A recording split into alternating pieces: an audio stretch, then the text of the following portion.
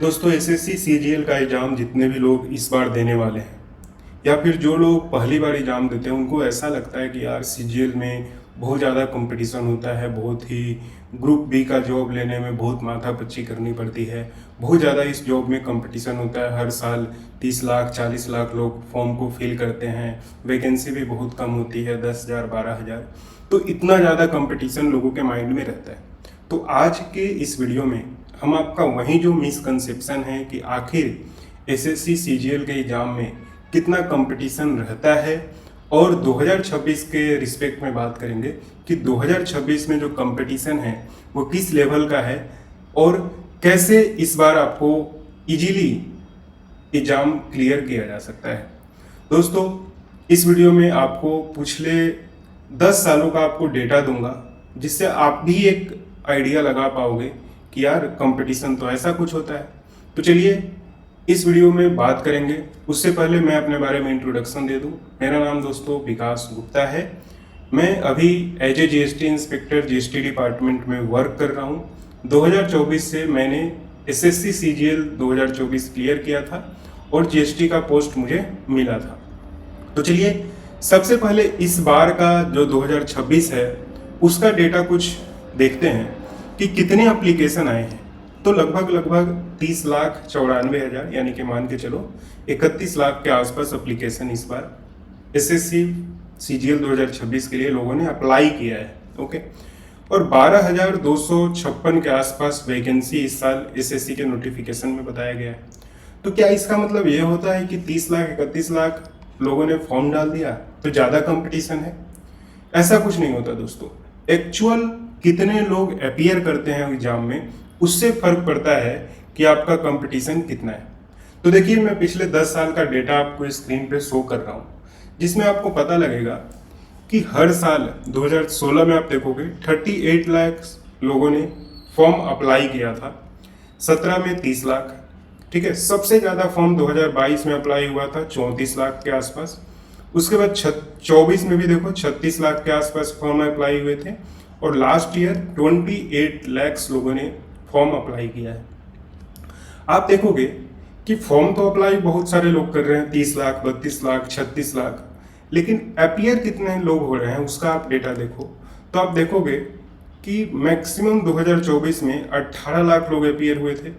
यहाँ पर 22 में देखोगे 16 लाख, यानी कि परसेंटेज वाइज अगर हम बात करें तो आप परसेंटेज वाइज देखोगे 2017 में 50%, ये जो 50% डेटा है पिछले 10 साल का हाईएस्ट है। यानी कि पिछले 10 साल में हाईएस्ट अगर परसेंटेज जितने लोगों ने अप्लाई किया और जितने लोग एग्जाम के लिए अपियर हुए वह 50% है। और लास्ट 3 इयर्स का भी अगर आप डेटा देखोगे तो 49.95, 49.3, 47.95, तो ऐसे ही कमोबेश 50% के आसपास अटेंडेंस आपको एवरी ईयर देखने को मिलता है। तो इस बार भी जो आपका 31 लाख लोगों ने अप्लाई किया है उससे घबराने की जरूरत नहीं है।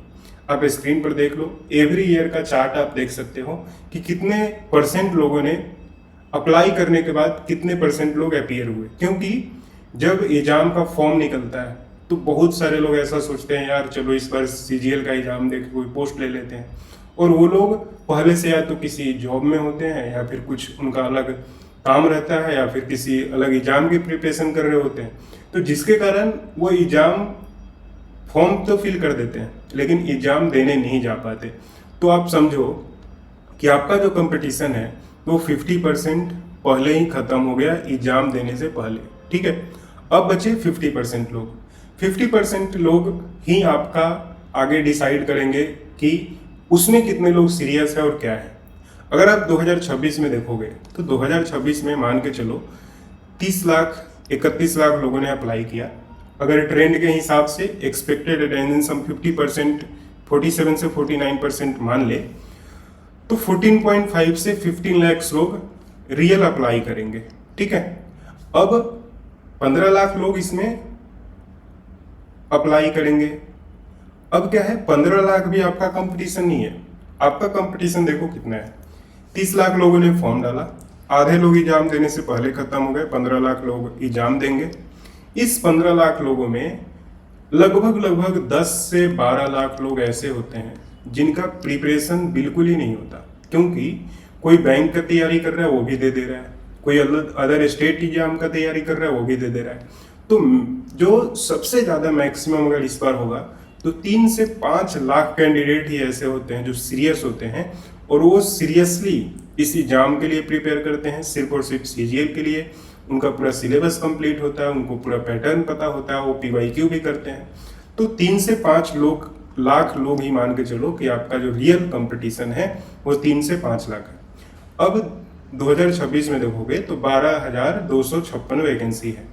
अगर हम ये 3 लाख के एस्पेक्ट में देखें तो आप मान के चलो कि हर 30 से 40 बंदे के बीच में एक बंदे का सिलेक्शन होना ही होना है, ठीक है।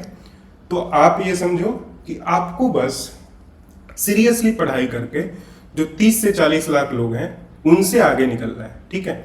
उनसे आगे निकलने के लिए आपको सबसे ज़्यादा जरूरी है कि आपको सारी चीज़ें पता होनी चाहिए, एग्जाम में, सिलेबस में, पीवाईक्यू सारा चीज़ होना चाहिए। उसके लिए मैं आपको एक बुक रिकमेंड करूँगा, क्योंकि सीजीएल 2026 में आपको पता है पैटर्न जो है वो चेंज हुआ है, आपका सेक्शनल कट ऑफ आ गया है, सेक्शनल टाइमिंग आ गया है। तो उसके लिए आपको मैथ में बहुत ही कम समय में ज़्यादा से ज़्यादा सोल्व करना पड़ेगा। तो उसके लिए प्रैक्टिस मस्ट है। वो प्रैक्टिस किस क्वेश्चंस का किया जाए, वो क्वेश्चंस सबसे बेटर है कि आप पीवाईक्यू का करो, ठीक है।